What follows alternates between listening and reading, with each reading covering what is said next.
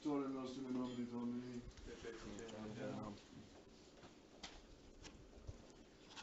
So, in this battle, one by one, all these traditional groups that were very promising, that were doing great apostolates. I don't know if any of you remember the Redemptorists in Scotland. They were traveling all over the world, preaching the great missions which St. Alphonsus established them to do. They would go to the society chapels and preach missions like in Post Falls, in St. Mary's, in Michigan, and they really did a lot of good.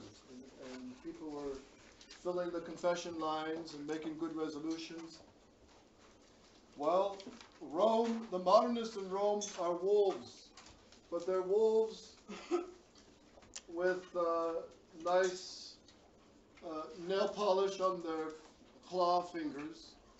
They've got nice earrings on their big ears. They've got nice smiles with super plastic teeth covering to make their teeth look white. So as Father Ringrose said, what did Little Red Riding Hood say when she saw the wolf? Oh, what mighty big ears you have. What mighty big teeth you have. What mighty big nose you have. What big eyes you have. And that is what Rome, the modernists in Rome, they have no interest in the Catholic faith, in Catholic tradition, in the true sacrifice of the Mass. This is something we got to be convinced of. Modernists are wolves, but they wear what kind of clothing? Anybody? Sheep. Yes. They wear sheep's clothing. In the old days, the wolves just come out as wolves and they make war. And everybody knows it's a wolf.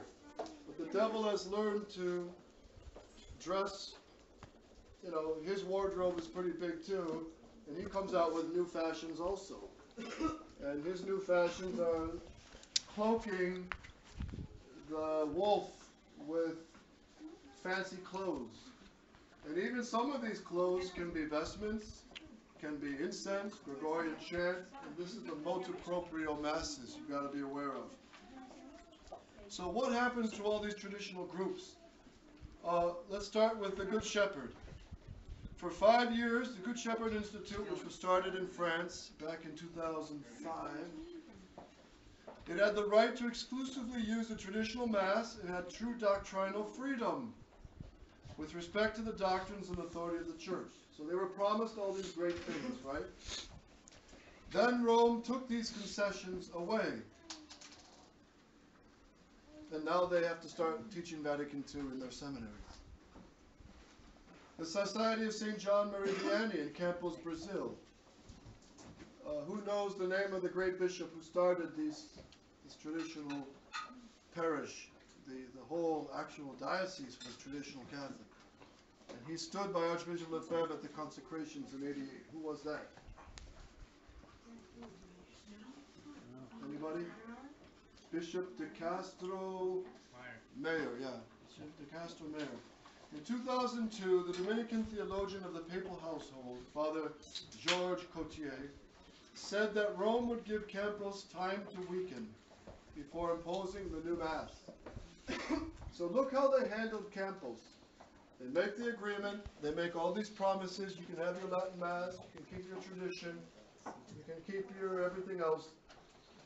But slowly, they erode them to accept the new Mass. And if you accept the new Mass, it's a fast forward to losing your faith. Bishop Rifan now celebrates the new Mass and defends this practice as, quote, normal, correct, and good, and required by doctrinal principles, he says. So the point is, once you bite the modernist apple, you catch the disease. You die of it. Dom Gerard and the Benedictine monks of La Barou. The new Mass is now said at the formerly traditionalist bastion of La Barou, the Benedictine monastery in France. And they also now defend the heresy of religious liberty it used to attack before 1988. So they went from defending the whole entire Catholic faith to compromising a little bit to losing it. Institute of Christ the King, Sovereign Priest. This indult group teaches that all of Vatican II's teaching, including those concerning religious liberty and ecumenism, are in harmony with the traditional teaching of the Catholic Church. So they're saying Vatican II and the New Mass can be interpreted in the light of tradition. Sound familiar? Does that sound familiar to anybody? Yes. The Institute priests celebrate, guess what Mass? Novus Ordo. The Society of St. Peter. After 11 years, the Society of St. Peter's exclusive use of the traditional Mass ended, and Rome also imposed its own choice of a more liberal Superior General and Seminary Rector. As you know, they elected a Superior General that was more in the line of the Sspx, old Sspx priests. And Rome stepped in and said, no, we want this wet noodle to be your district superior, your Superior General. And that's exactly what happened. So step by step, you see the wolf acting. And the goal of the devil and the Antichrist is to make you abandon the faith, which is very easy to do once you step into that quicksand of Vatican II. And then the Redemptorists of Papastranzi Island, north of Scotland. Within 4 months after making a deal with Rome, these Redemptorists, this happened in July 2012, these Redemptorists reversed their position that the Sspx was within the Catholic Church. So they started to say the Sspx is now schismatics. They began using the Pope's ecumenical Good Friday prayer for the Jews. You know, Benedict XVI dropped the perfidious Jews on Good Friday. You don't genuflect for the Jews, right? But you pray for them and their conversion. So Benedict XVI made a new prayer, how great the Jews are, and may they come back to their covenant and all this nonsense. Rome placed the Redemptorists under their local modernist bishop. They send their seminarians to the Society of St. Peter Seminary, and they receive an indult type formation. And now, what about the Sspx? Now, here's the plans for the Sspx. Now, pay attention, because this is what's happening. We know Rome's plan for the Society of St. Pius X. When Rome recognizes the Sspx, with or without a signed agreement. As Pope Benedict XVI said in 2009, weakening is inevitable for the groups it recognizes. Rome is patient. Rome waited 11 years for the Society of St. Peter before requiring the clear, dramatic compromises. Modernist Rome waited 5 years for the Institute of Christ the King.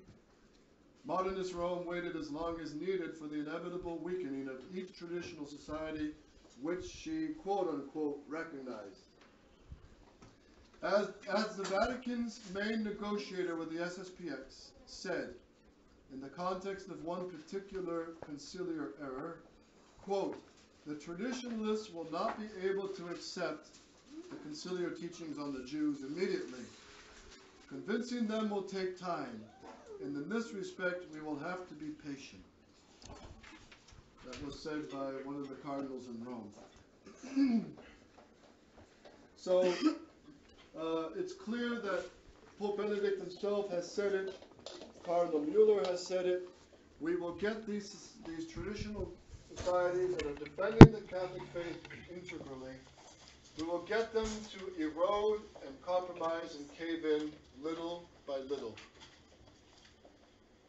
If you put a little bit of water in a good Kentucky bourbon, a little bit every time, every 15 minutes, you put a little more water, after 3 hours, you've got some seriously diluted whiskey. It won't even taste like it anymore.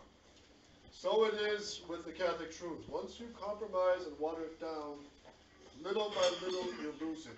And this is what they're doing with the Sspx, and the Dominican nuns are falling for it, right along. And Father Cyprian, who should know better, because he had to flee La Barou. Do all of you know his story? No. A handful of priests, after Dom Gerard at La Barou. Dom Gerard was there at the consecrations of the bishops in 1988. I had the privilege to be there also, and we got to meet Archbishop Lefebvre at that time, and it was a great day. It was a great historic event, it was clear there was electricity in the whole crowd, that this is the fight for the faith. We are not some schismatic group, we're not some sedevacantist parallel church. We are Roman Catholics, and the Archbishop has to do this to save the faith. And we all knew, as Archbishop Lefebvre, he pointed to all the media that were in their cage. He pointed to them and said, tomorrow you're going to put all those over the newspapers, schismatic, excommunicated, outside the church. And he says, that's not the case. We are Roman Catholics, and we want to die for the faith and defend the faith, but we cannot accept the compromise of the faith. So Dom Gerard, the abbot of the monastery, which had over 100 monks, they were a powerhouse of tradition, and many priests would go there for retreat. And Father Cyprian was there with Frere Mathieu at the time, and a small handful of priests. And Father Bruno also was with the resistance in France. And Dom Gerard was telling them in the monastery, we stay the same, nothing has changed, we make the agreement with Rome, we can keep the Latin Mass, we can condemn modernism. So see, everything's the same, it's all great. But slowly, they compromised and they abandoned all. And now they have the new Mass, now they accept religious liberty, defending it at Vatican II. So Dom Gerard, when he made that compromise, Father Cyprian, Father de la Tour contacted some of the monks and said, look, you've got to get out of there because Dom Gerard has compromised with modernist Rome, and whatever you're being told inside the monastery, you've got to get out of there.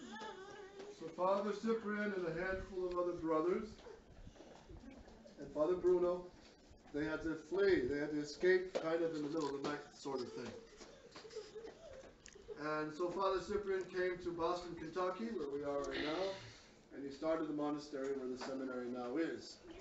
And the tables on which the seminaries eat their meals, solid wooden tables, Father Cyprian built that. He's a master carpenter. He's really a good craftsman. So, but he had to flee to keep the faith and save the Benedictine monastery. But sadly, he's sadly going along with this, and hopefully he'll do a 180, God knows. And but let me also make you aware, this is out of the Catholic Candle. It's a new publication. You can look it up on the website, catholiccandle@gmail.com. And this is done by some traditional resistance Catholics. And they have here 20 reasons to avoid the Motu Proprio Mass and to attend the non-indult traditional Mass instead. So the Motu Proprio Mass are those who accept the Summorum Pontificum that I was talking about. Where Pope Benedict said you can say the Latin Mass, but you have to accept the new Mass, you have to be at least see Vatican II in the light of tradition. So let me list a few of these because they're really interesting and they apply to our battle. Because a lot of traditional Catholics think, oh, if I just have the Mass, then everything's okay. But if that's the case, why did the Catholics in Hungary not go to the Mass of the Pax priests, who compromised with the communist government, promising they would not condemn in their sermons communism? The Catholic people said, we can't go to their Mass, because they've compromised. And if that's the case, why then in the French Revolution did the Catholics refuse to go to the Mass of priests who signed the oath of compromising the Catholic faith? And same in Mexico and in China. The Catholic people refused to go to those Masses. And also Archbishop Lefebvre warned us, don't go to the Mass of St. Peter's or the indult Masses, because the whole atmosphere will erode your faith. The women, half the women wear veils. There's no books in the bookstore condemning Vatican II. You're not allowed to promote the condemning of the new Mass. The Mass at 8 in the morning was the new Mass. The 9 o'clock Mass is the Latin Mass. And then the Mass afterwards is the new Mass. So you're getting communion hosts from who knows where. Father Bob's new Mass with dancing girls. And this is what's happening. And in that milieu, that atmosphere, that ambiance, you know, if you're a young couple and you've got 5 children, and all the other modern couples going to the new Mass, who have no problem with Vatican II, they're all doing NFP, so they have maybe 3 children, 5, 6 at most. But we're not allowed to calculate the number of children. We're not allowed to say, oh, I've had enough. Once you're married, you embark on a great adventure with Almighty God. And He's going to send you who knows how many children. And who knows, maybe out of the last of the children, Mother Mary Elias of the Blessed Sacrament, who has many miracles to her name, who brought the Carmelites from Mexico to the U.S. She was the 10th child of her family. So how many saints we would not have if their parents were Motu Proprio Mass goers and could say, well, everybody else is only having 5, so let's just settle with 4 children or 5. And that's wrong. And that's the poison. You get poisoned by that mentality. So, number 1. By attending a Motu Proprio Mass, a person implicitly shows that he accepts the new Mass because the Motu Proprio Mass is allowed only under this condition. Pope Benedict said, if you say the Latin Mass, the extraordinary Mass, you have to accept the new Mass. So why in the world did Bishop Follet praise this document like it was some great release of Rome's return to tradition? How did he fall for this? Anybody? How did this happen? Former Pope Benedict XVI showed this condition when he wrote in his July 7, 2007 letter. He goes on to say, and again, the new missal will certainly remain the ordinary form of the Roman Rite, says Pope Benedict, on account of the juridical norms. In other words, you got to accept the new Mass. Furthermore, Pope Benedict XVI wrote, the faithful who ask for the celebration of the extraordinary form of Mass, the Latin Mass, must not in any way support or belong to groups which show themselves to be against the validity or legitimacy of the Holy Mass or the sacraments celebrated in the ordinary form. In other words, what? You can't condemn the Roman Mass. Supports the Sspx or Resistance now. or anything like that. You cannot So support. we can't go to your Mass, is that what it's saying? That's exactly it. Yeah. You cannot. This was 2007, so he was saying back then you could not go to the Society Mass. All right, and then suppose a rich man announced that he would distribute free food in the town plaza, but he invited the participation of only those persons who acknowledge that the devil is God. So, if a person goes to get food from there, what's he saying implicitly? The devil's God. Yeah. So, can he get food from the town plaza even though it's free? No. Even though it's 7 grains, whole wheat, organically grown, top quality bread, can he still go? No. He's trusting in food, not in God. What about if there's no preservatives? And better yet, there's no GMOs. It's traditional bread. No GMO or nothing. Can he still go to the plaza, even though, can he say this, in my heart, I only worship the true God, but I'll just get the bread and worry about myself. Are you allowed to do that as a Catholic? No. The Maccabees didn't. You're right. The Maccabees and Eleazar, they refused even to give the appearance of evil. And with the faith, you cannot even give the appearance of compromise. We're not allowed to do that. So, second, the Motu Proprio Mass is offered by priests who commit the sacrilege of offering the new Mass. Would you attend the Motu Proprio Mass offered by a priest who also offers a black Mass? If not, then why accept a priest who ever offers the sacrilege's new Mass? The new Mass is inherently harmful to souls and to the Catholic faith.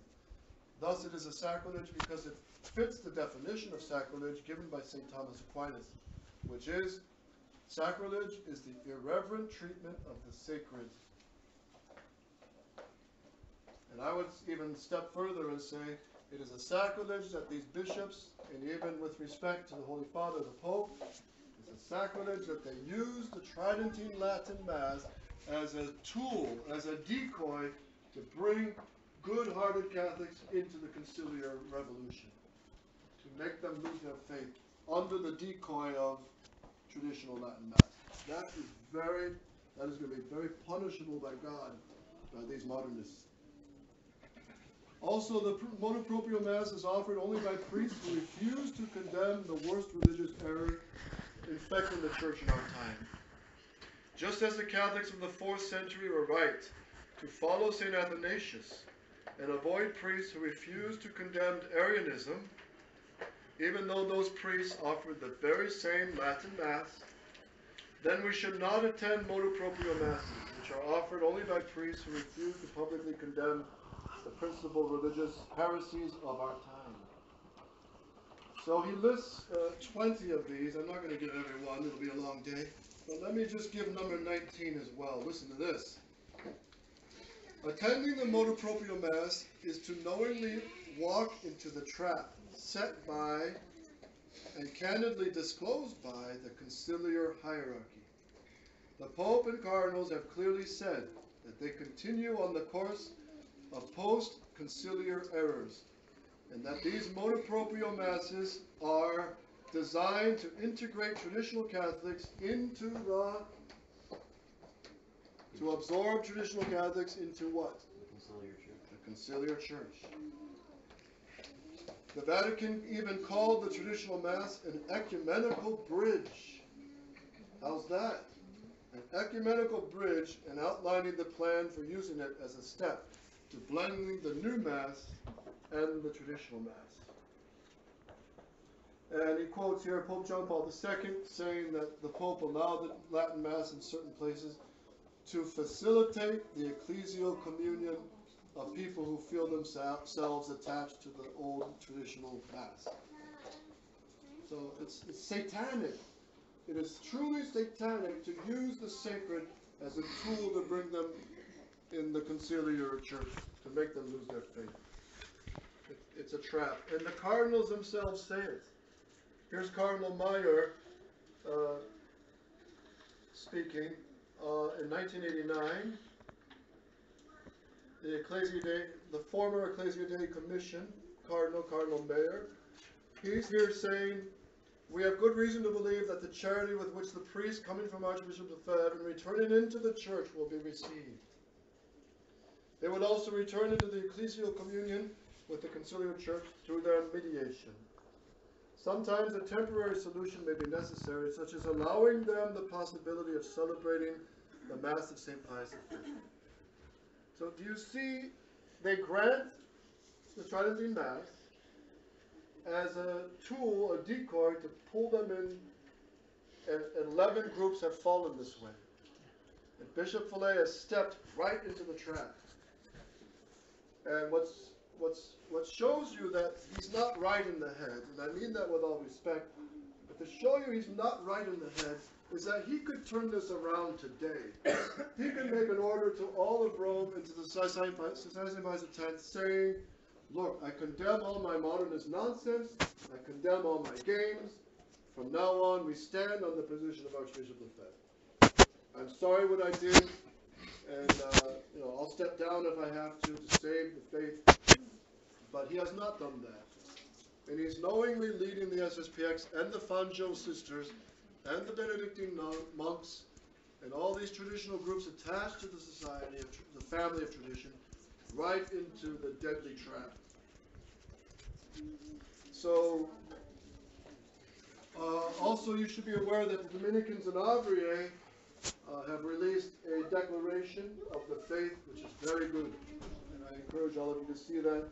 Try to see the Dominican of Avrier, their website in English. It's quite good. But I remind you, a good story to go home this week, and you homeschooling moms and you dads, why don't you find Alice in Wonderland, find the chapter on the walrus and the carpenter, and read that story to your husbands and your wives, read it to your children, read it to your neighbors. It's a tremendous story. A long time ago, Bishop Williamson wrote a whole letter about it, In summary, it goes like this. The walrus and carpenter are walking along the beach. They come across a cove, and in the cove is a whole colony of oysters. And there's an old, crusty, battered, scarred oyster. And this old oyster, all the other oysters look up to him. He's like Grandpa. And the walrus and the carpenter say to the oysters, "Hey, why don't you come with us for a nice walk on the beach? It's sunny, and let's sit down together for dinner. We have a great dinner prepared." And a third of the oysters say, "Hey, that sounds like a great deal." But the old wise, crusty old oyster says, "No, this is a trap. Don't go for it." The walrus is Cardinal Ratzinger, and the carpenter is the modernist popes. You could say now Pope Francis and Cardinal Brandmuller and Cardinal Muller. So what happens with those, the oysters that fall for the trap, they're saying, "Hey, we can get recognized. Hey, we can get in with the church. Hey, we can be one with the Roman Catholic Church. Hey, we can have our Latin Mass, and we can even preach against Vatican II. Isn't this a great deal?"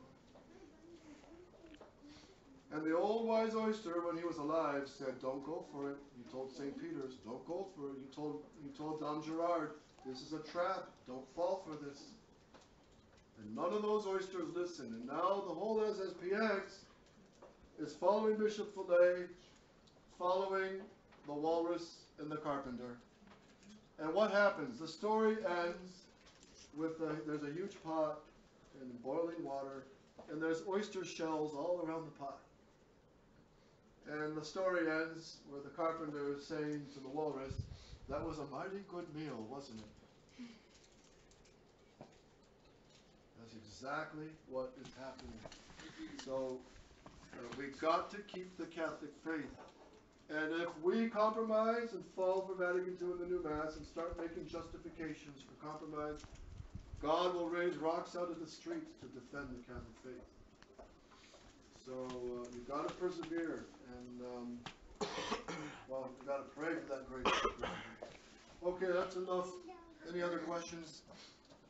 When you coming back? I don't know. I don't know yet. We've got over 40 missions throughout Canada and the U.S. asking for Mass. So. But I'm here basically today because there wasn't enough money to do the Mass circuit to the West Coast. So that's the way it goes. Are there more priests coming that you know of from the SSPX? I understand there's one coming in Europe who will probably work in Australia. I understand he's most likely going to join. And I wish more were. I don't know why they're sitting on the fence. They pray for the priests, you know. Yeah. It's hard. They're under a lot of pressure. And they're being told nothing's changed, everything's the same. They just have to look at the documents. And what we really got to do is not get caught up in you know, it's not about persons and or this bishop or that bishop, although they're involved. We've just got to look at our Lord, at Christ the King. And we know Vatican II attacks him. And we know what Bishop Fillet has signed and has refused to denounce, attacks Christ as God and King, and eternal high priest. That's sufficient to tell you where to stand. Okay, well, we'll say a little prayer, we'll give you a blessing, okay? In the name of the Father, Son, and Holy Ghost, Father. Gloria Patri et Filio et Spiritui Sancto, sicut erat in principio et nunc et semper, et in saecula saeculorum. Amen. Sancte Joseph, ora pro nobis. Sancta Theresia, ora pro nobis. Sancte Thoma Aquinatis, ora pro nobis. Sande Benedetta, ora pro nobis, Sande Patrice, ora pro nobis, Sande Benedicte, ora pro nobis, Sande Piedecime, ora pro nobis. Miserere omnipotentis, Patris et Filius Spiritus Sancti, et super vos, et Maria Sancta. Amen. Thank you. Okay, God bless.